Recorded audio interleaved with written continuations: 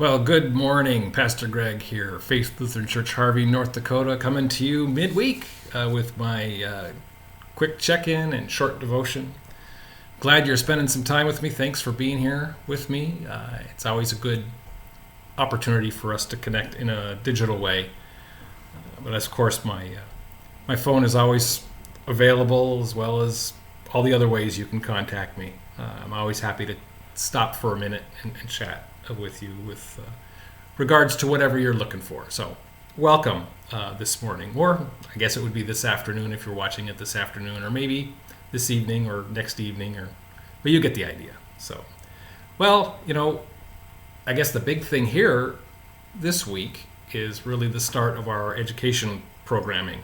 So we're excited to offer that to you in many, many different formats, many different opportunities for you to join in, no matter what age you are. It's a great thing to continue to learn about our Lord and about the gifts that He's offering, the gifts that we get to receive.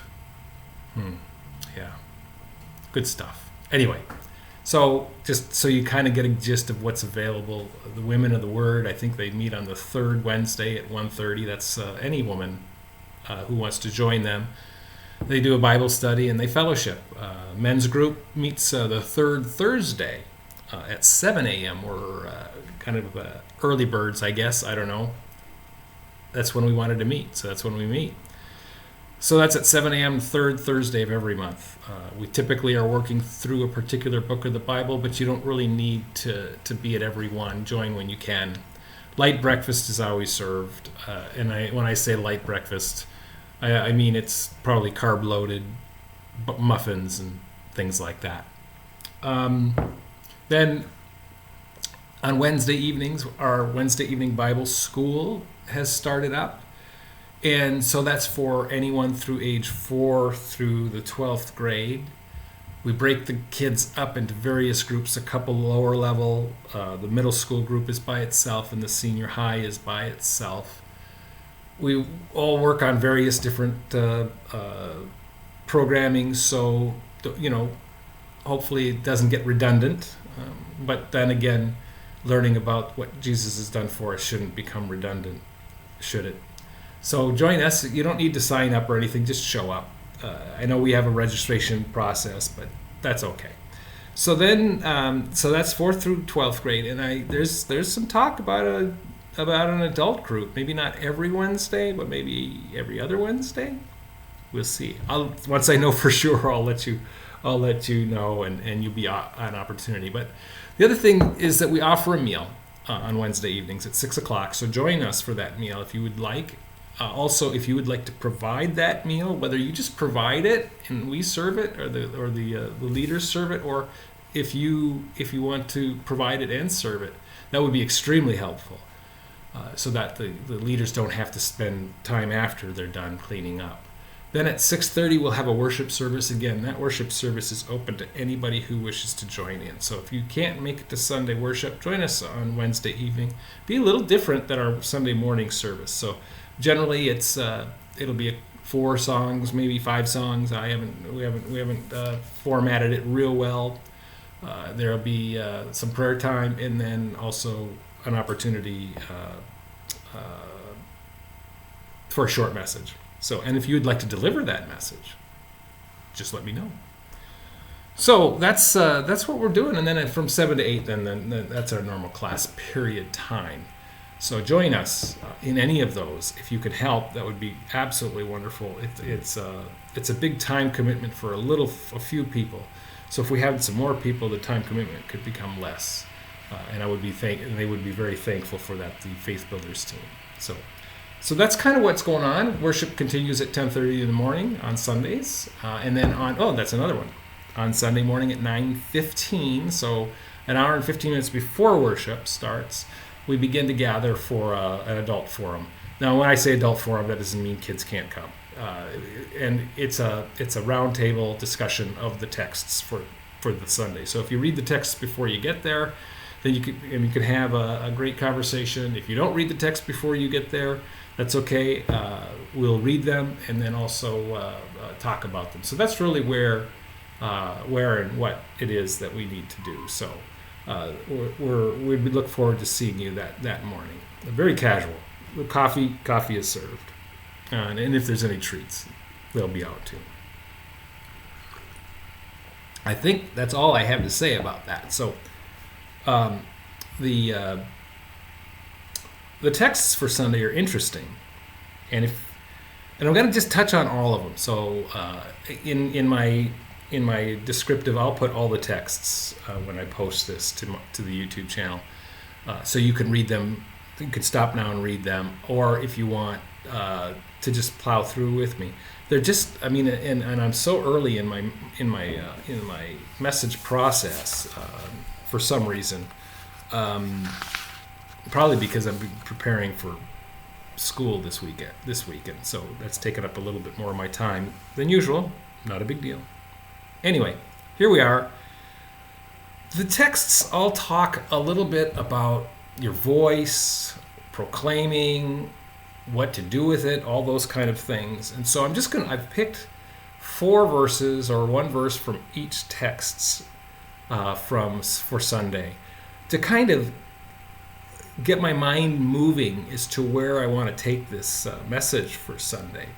And so in Psalm 116, verse 1, it says, "I love the Lord because he has heard my voice and my pleas for mercy." So the psalmist has heard the Lord. And then a little bit later talks about being delivered from death. So it's good to know that we can use our voice to call to the Lord because he will hear it. And that's what the psalmist is proclaiming. Psalm 116 verses 1 through 9. And then our Old Testament text is Isaiah 50 verses 4 through 9. This is the suffering servant stuff. And verse 4, I love this. I'm always amazed when something jumps off the page at me that I didn't expect. And today, or yesterday, or whenever I read this verse, this one jumped off the page at me. So verse 4 of chapter 50 says, "The Lord God has given me the tongue of those who are taught, that I may know how to sustain with a word him who is weary." The Lord gave the servant, or Isaiah, suffering servant. I mean, I'm not going to go on that. Well, maybe I will. I don't know. The Lord has given me the tongue of those who are taught. And so he taught. He told people about the Lord. It doesn't say he was the educated one. He says he was given the tongue of those who are taught. So maybe the Lord is listening to you, or maybe the Lord is talking to you and saying, "Yes, help," or "Yes, tell somebody," or "Yes, I hear your voice." Trust in the Lord. Talked about that last week. So James 3 verses 1 through 12, it's verse 5 that intrigues me. It always intrigues me. So also, he says, he's talking about how things are controlled by little things. So bits put in the mouth of horses control the whole horse. The little rudder at the back of a huge ship controls the direction of the ship. And so he says, so also the tongue is a small member. Our tongue is a very small part of our whole being. So the tongue is a small member, yet it boasts of great things. So what is the tongue boasting? Is the tongue boasting great things about Jesus? Or is the tongue boasting great things about yourself? Yeah, that's a thought. And then Mark 8, verses 27 through 38.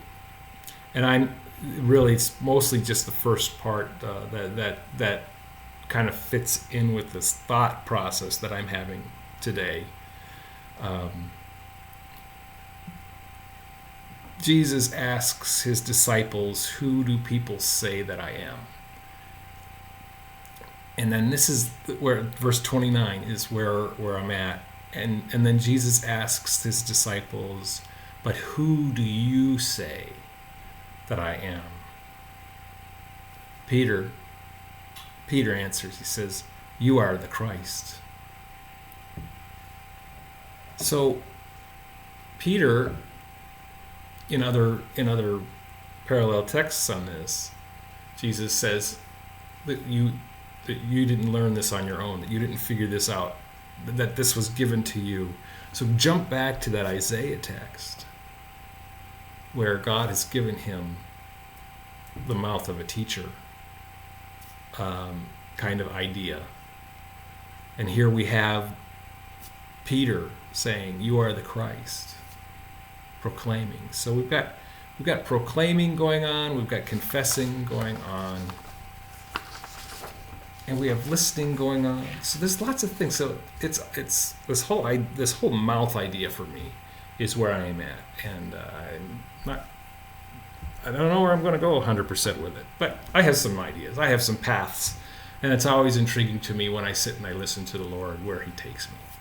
I'm looking forward to it. So that's what I'm going to say about that. Again, I'll put those texts in the bottom in my descriptive as well. So prayers this week. Well, pray for all your usual people. I have my list of people that I pray for on a regular basis when I take some time to do that. And then think about what's happening in your community, in the school systems. We're starting up school. We still have some increase in virus cases. So we're all watching all of this stuff. So pray for the schools. And when I say the schools, I mean everything. Pray for administration, students, teachers, helpers, custodians. I'm missing somebody. Cafeteria people, parents, children. I mean, you just pray for the whole thing because it's a massive undertaking to bring everybody together and teach them something. Do they hear the voice of the Lord talking to them? I hope so. Well, and as we've been doing, I want you to pick one person today and pray for them because they need it. Even if you don't think they do, or even if they don't think they do, they need it. Pray for them. That's what I've got to say. So again, thank you for spending a few minutes with me today. I am always just grateful to do these things, and I hope that you find them helpful. And I hope that you're blessed today, and I hope that your path by following the Lord is the path that you're on. Blessings and peace to you, and take care.